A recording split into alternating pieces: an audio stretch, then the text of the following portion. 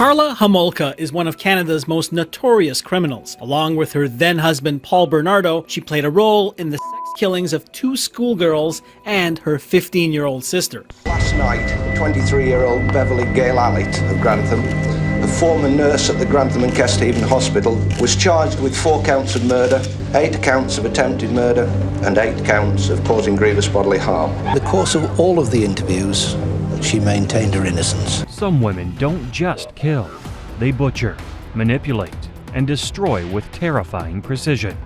One skinned her husband and hung his body like a trophy. Another orchestrated over 200 executions with a single word. But the most disturbing of all, a killer who walked free, despite her role in one of the most horrific crimes imaginable. Brace yourself, this is as dark as it gets. The 1st of March 2000 is etched on the minds of the people of Aberdeen, Australia, forever. Never before, and really never again, has there been a crime of this nature actually perpetrated by a woman. A murder so inexplicably heinous, it still affects all of the officers called to the scene to this day. Nothing could prepare you for what you were about to see. Aberdeen, New South Wales, a quiet town where crime was rare. But on the 1st of March 2000, a crime so unimaginable unfolded that it would send shockwaves across Australia. When John Price didn't show up for work, his concerned co-workers called the police. Officers arrived at his home, knocking repeatedly. No answer. But what they saw through the window was enough to force entry. Inside, they walked straight into a horror scene straight out of a nightmare. John Price had been in a harmful relationship with Katherine Knight for years. A butcher by trade, a violent woman by nature, Katherine had a deep fascination with knives, violence, and control. Her past relationships were marked with threats, physical harm, and disturbing behavior. In one case, she had held a previous partner at knife point, demanding he take her back. In another, she slit the throat of his puppy as a warning. When Price finally tried to escape her grasp, filing a restraining order after one of her outbursts, he told friends that if he ever went missing, Knight was to blame. Sadly, he was right. On the night of February 29, 2000, Knight arrived at Price's home under the guise of reconciliation. What happened next was pure horror. She waited until he fell asleep, then launched her sadistic attack. Using a butcher knife, Knight stabbed Price 37 times. Deep, savage blows piercing vital organs. The sheer force of the attack sent blood spattering across the walls. But her twisted desires weren't satisfied. With chilling precision, she skinned his entire body, hung the flesh from a meat hook in the living room, and cooked parts of his body. She set 2 plates on the table, each labeled with the names of Price's children, suggesting she planned to feed them their father. It was so gruesome that hardened investigators needed therapy after witnessing the scene.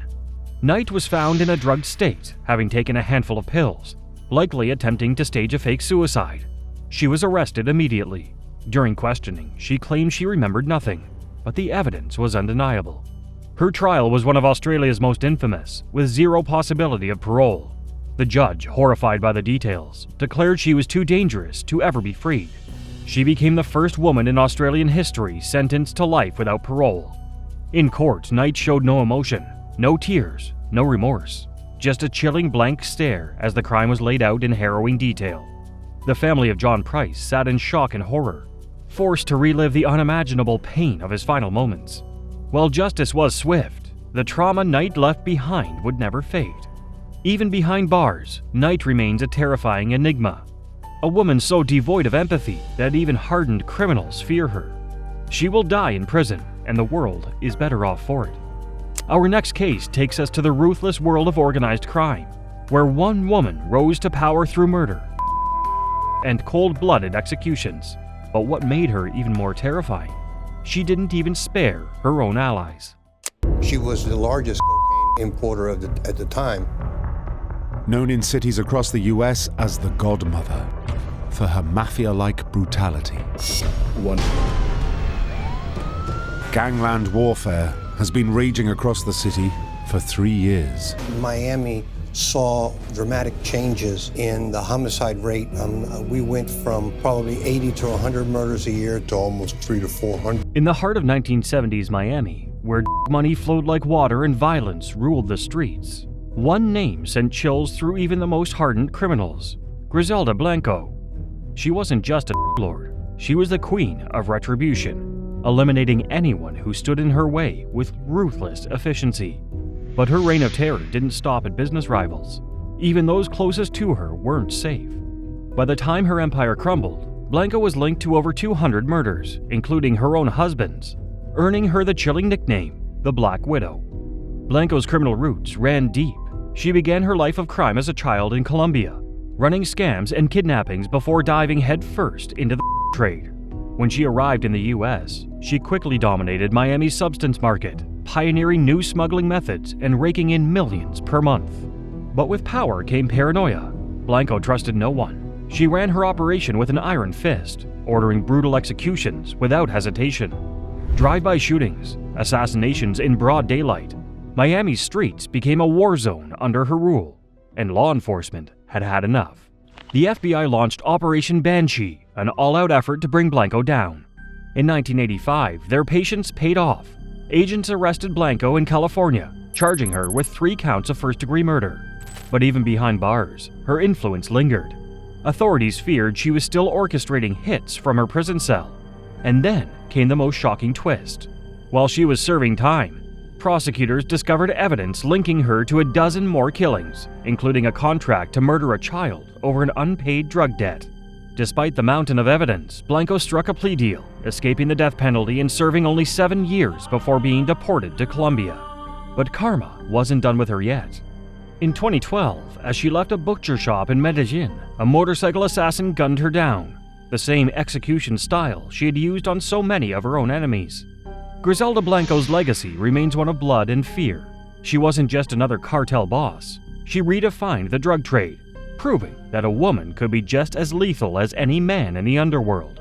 And yet, in the end, she fell victim to the same world she created.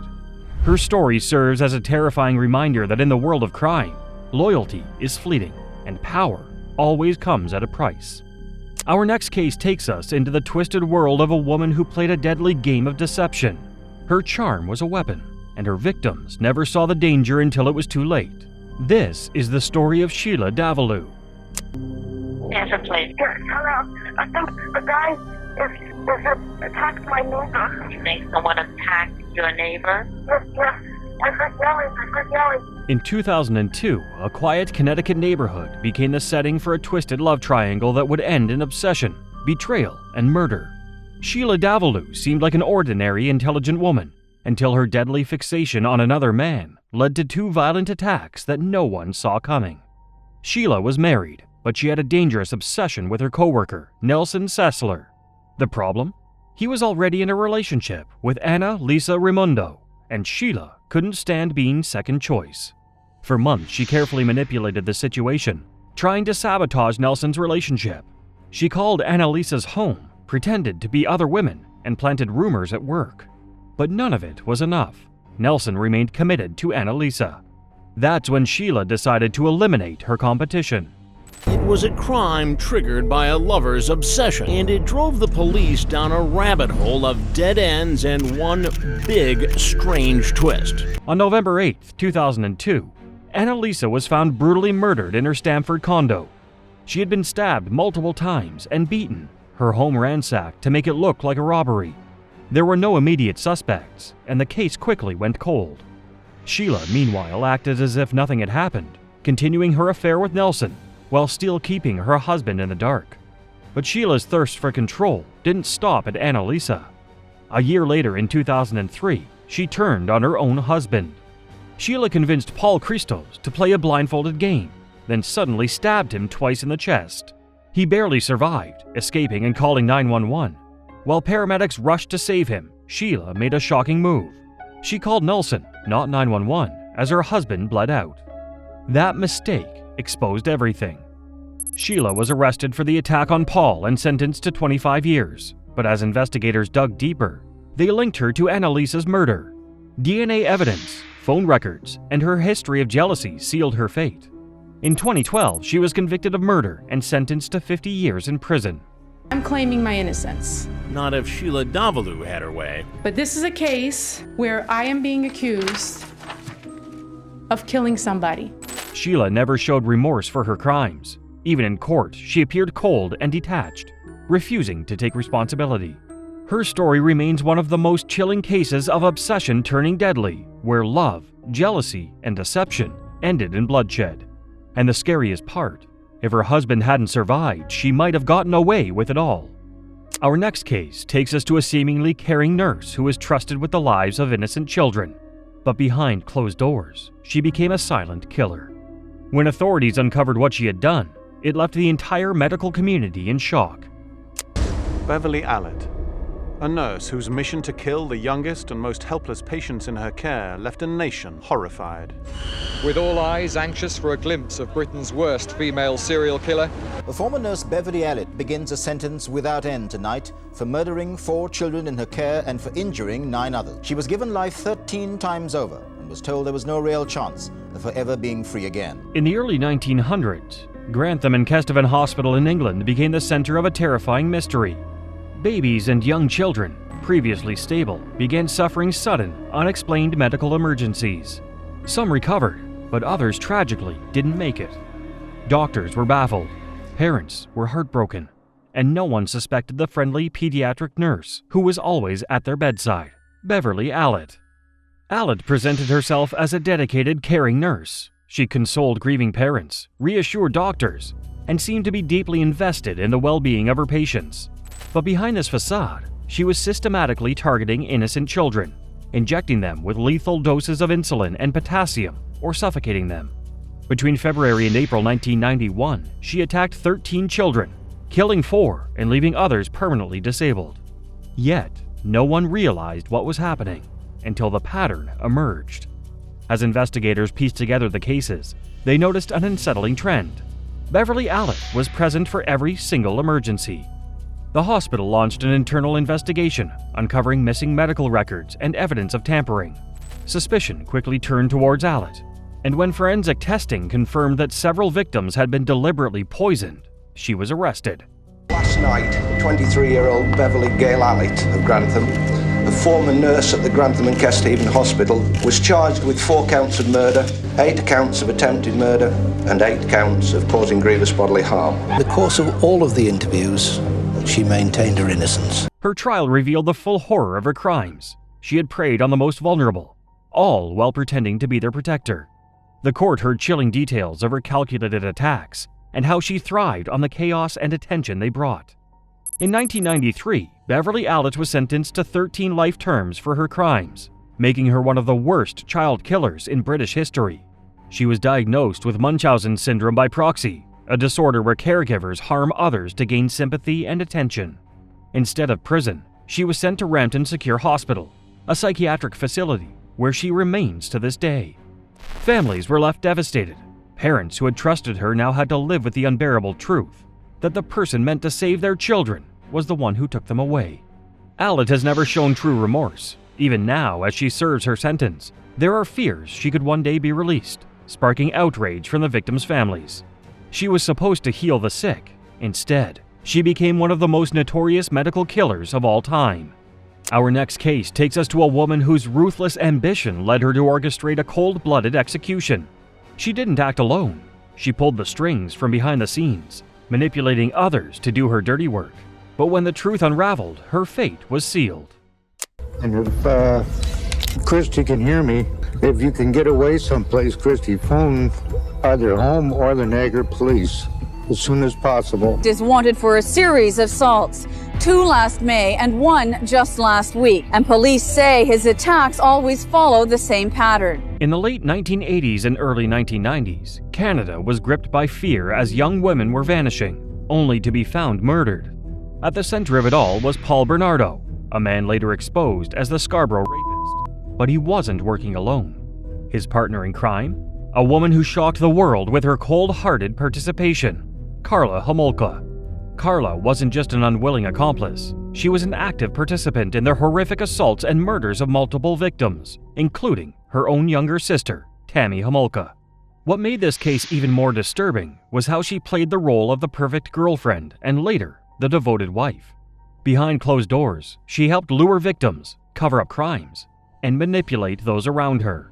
By the time the authorities started connecting Bernardo to the violent crimes, Karla crafted an escape plan. She painted herself as a battered woman, claiming she had been a victim of Paul's mistreatment and had no choice but to comply. In 1993, Karla struck a plea deal, known as the Deal with the Devil, where she agreed to testify against Bernardo in exchange for a 12-year sentence for manslaughter. At the time, prosecutors believed her story, but everything changed when new videotapes surfaced. These tapes proved that Karla wasn't a victim. She was a willing participant. They showed her laughing and enjoying the harm inflicted on their victims. But it was too late. Her plea deal couldn't be overturned. Paul Bernardo was sentenced to life in prison without parole, but Karla walked free in 2005 after serving her full 12-year sentence. She changed her name, moved, and even started a family, attempting to erase her past. But the public never forgot what she had done. Her attempts to blend into normal life only led to public outrage whenever her whereabouts were discovered. Karla Homolka's early release remains one of Canada's most controversial legal decisions. Victims' families, along with the public, felt betrayed by the justice system. How could someone so involved in such horrifying crimes be allowed to walk free? Even today, she lives under a cloud of suspicion, with many believing she never truly paid for her crimes. Her case serves as a terrifying reminder that sometimes the most dangerous people don't look like killers, but they are. Up next, Shaye Groves, a woman whose obsession with true crime took a dark and deadly turn. Serial killer-obsessed woman who stabbed her on-off boyfriend to death has been jailed for life with at least 23 years in prison. Shaye Groves sentenced at Winchester Crown Court for the murder of 25-year-old Frankie Fitzgerald. In the dimly lit bedroom of a serial killer-obsessed woman, a twisted fantasy became a horrifying reality. Shaye Groves, a 27-year-old woman from Hampshire, surrounded herself with crime books, weapons, and chilling portraits of infamous murderers. To outsiders, her obsession was nothing more than a dark fascination. But in the summer of 2022, the obsession turned deadly when she brutally murdered her boyfriend, Frankie Fitzgerald. Frankie Fitzgerald thought he was in a passionate romance, but in reality, he was in a dangerous, toxic relationship with a woman living in a fantasy world. Shaye, fueled by jealousy, manipulation, and a twisted sense of control, turned their home into a crime scene. In the early hours of the 17th of July 2022, as Frankie Fitzgerald was asleep in her bed, she used a dagger to slit his throat and then she stabbed him 17 times. On the night of the murder, an argument spiraled into a bloodbath. Shaye, convinced Frankie was cheating on her, flew into a jealous rage. But this wasn't just a fit of passion. This was premeditated. With a dagger inspired by her favorite true crime stories, she stabbed Frankie 17 times, leaving him bleeding out on their bed. And as he took his last breaths, she lit a cigarette and calmly watched. The horror didn't end there. Instead of calling for help, Shaye covered up her crime. She messaged her friend, boasting about the murder as if it was a scene from a horror movie. She even tried to stage the crime scene, making it seem like Frankie had attacked her first. But the truth was undeniable. Blood soaked the bed, the murder weapon was still in her home, and her own messages betrayed her twisted mindset. When police arrived, they found a woman disturbingly calm, as if she had just fulfilled some macabre fantasy. During the trial, prosecutors painted a chilling picture of a woman who blurred the lines between fiction and reality. Shaye had idolized real-life killers, studied their methods, and ultimately became one herself. She attempted to play the victim, claiming self-defense, but the evidence was stacked against her. The jury saw through her lies, and she was sentenced to life in prison, with a minimum of 23 years behind bars. As the verdict was read, Shaye's cold demeanor finally cracked. The woman who once bragged about her crime now sat in shock. There was no way out, no manipulation left to play. For Frankie's family, the sentencing was bittersweet. Justice had been served, but nothing could bring him back. They had lost a son, a brother, a friend, to a woman who had turned her obsession into reality.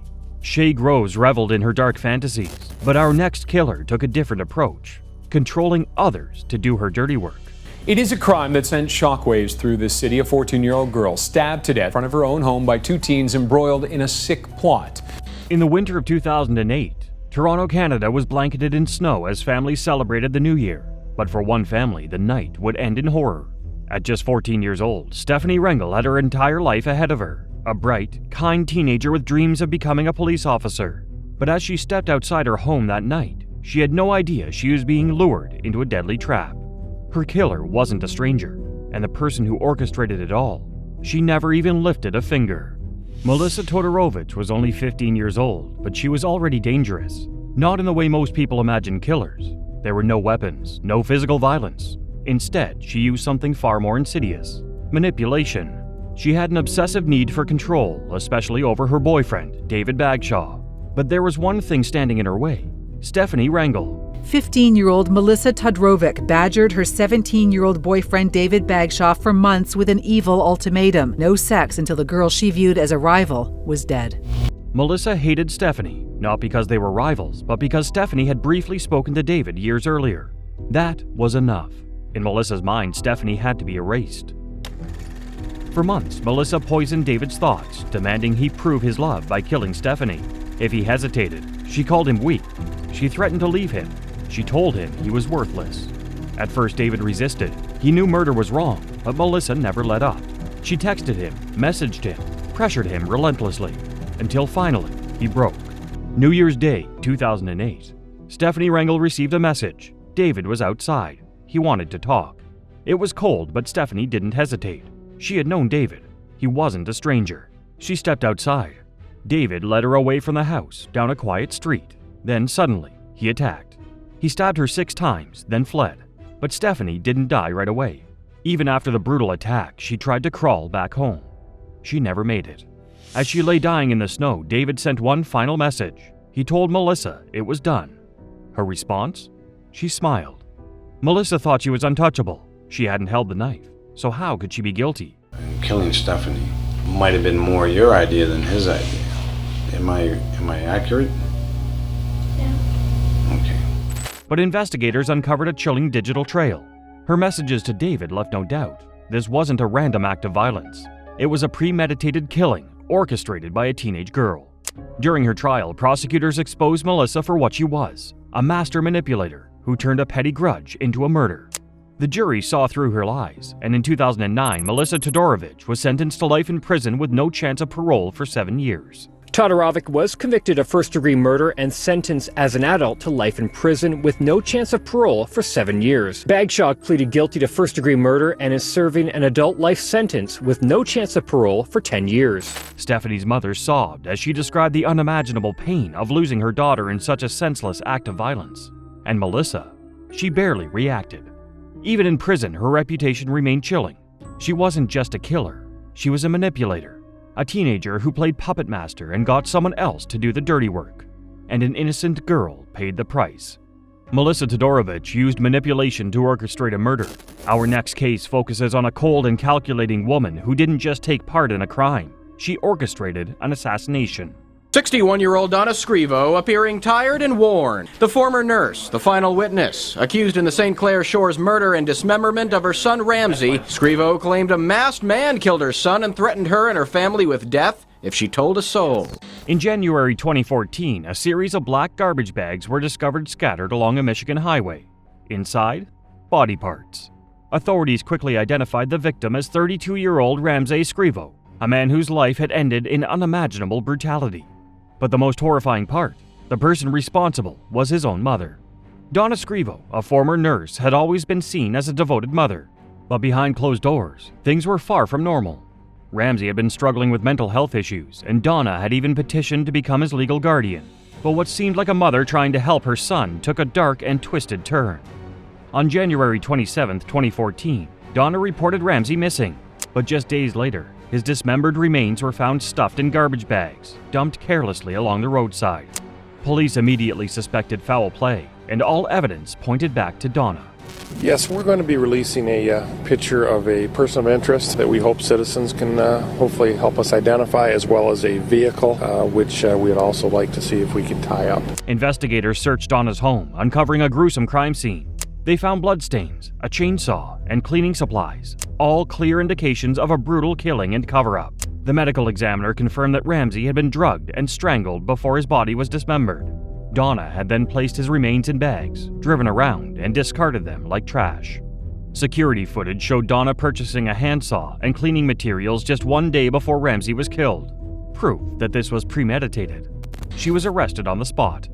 Donna Scrivo denied everything, claiming a masked intruder had killed her son and forced her to dispose of the body, but the evidence was overwhelming. Prosecutors say she drugged and strangled her own child, cutting him up with a power saw and dumping his remains. The evidence not in her favor. Security video shows her buying the saw used to kill her son. After a short trial, she was found guilty of first-degree murder, dismemberment, and tampering with evidence. The judge handed her a life sentence without parole, ensuring she would never walk free again. In court, Donna remained emotionless, even as the jury convicted her of murdering her own child. Ramsey's friends and family were left shattered, unable to comprehend why a mother would commit such a horrific act. Some believe Donna's controlling nature and unstable mindset pushed her to eliminate the very person she claimed to care for. One thing was certain: her cold, calculated crime made her one of the most disturbing female killers in recent history. Our next case is Katherine Magbanua, a Florida woman who was the key player in a deadly murder-for-hire plot. Her reaction to her life sentence will leave you speechless. A new twist in the alleged murder-for-hire plot. Police in Florida arresting a single mom, accusing her of arranging the killing of a prominent Florida State law professor. On July 18, 2014, Daniel Markel, a prominent FSU law professor, was pulling into his driveway in Tallahassee, Florida, when a gunman ambushed him in broad daylight. 2 shots were fired at point-blank range, execution style. Markel never stood a chance. But this wasn't a random killing. It was a murder-for-hire plot orchestrated by someone shockingly close to the family. At the center of it all, Katherine Magbanua. Katherine had once dated Charlie Adelson, Daniel Markel's former brother-in-law. After Charlie's sister Wendy divorced Markel, the family allegedly wanted him out of the picture, permanently. That's when Charlie turned to Katherine, who had dangerous connections. She introduced him to 2 hitmen, Sigfrido Garcia and Luis Rivera, and together they set their deadly plan in motion. For a $100,000 payday, Daniel Markel was as good as dead. The driver's side window is all bashed in, and he's got blood all over his head. The investigation spanned years, but when the pieces finally came together, the truth was chilling. Surveillance footage showed a Toyota Prius stalking Markel's home. Phone records linked Katherine to both the killers and Charlie Adelson. A secretly recorded conversation where Charlie and Katherine discussed coded details of the hit, laughing as if a man's life hadn't just been taken. The evidence was irrefutable. In 2022, Katherine Magbanua was found guilty of first-degree murder, conspiracy to commit murder, and solicitation of murder. She had set the plan in motion. She had collected the payment. She was just as responsible as the ones who pulled the trigger. On count 3, the solicitation to commit murder, you have been found guilty by a jury of that count. You are adjudicated guilty, and you will be sentenced to a consecutive sentence of 30 years in the Department of Corrections. Katherine was sentenced to life in prison without parole, plus 2 additional 30-year sentences. The court made it clear there would be no second chances. In court, Katherine Magbanua sat motionless as the judge delivered her life sentence. For years, she denied any involvement, claiming she was just a middlewoman and that she had no idea what Charlie Adelson was planning. But the evidence told a different story. When the words life in prison echoed through the courtroom, Katherine closed her eyes, exhaled sharply, and shook her head. For the first time, the reality of her fate had sunk in. No more excuses, no more appeals for leniency, no way out. Destroyed as well. The lives of Dan's 2 sons, my grandchildren, were forever turned upside down as a result of this crime. Meanwhile, Daniel Markel's family, who had waited 8 long years for justice, embraced in relief. Their fight was finally over, but the loss of their son, brother, and father would never be erased. Katherine had played her part in a cold-blooded execution, and now she would spend the rest of her life behind bars, paying the price for a murder that should never have happened. Next, we turn to the case of Tia Young, whose devastating decisions shook those around her, raising questions about trust, betrayal, and the consequences of unchecked anger. She began to add things that didn't make sense. When we spoke with Tim, it was the same thing. The story was not the same about when they saw each other. Now he had done things that he hadn't mentioned before. On November 6, 2017, George Young was shot and killed outside his home in Beaufort, Georgia. His wife, Tia Young, had just lost her husband of 22 years, the father of their 3 children, in what seemed like a random act of violence. Tia appeared heartbroken, and her tearful plea for justice was broadcast to the public. She even set up a GoFundMe account to help with funeral expenses.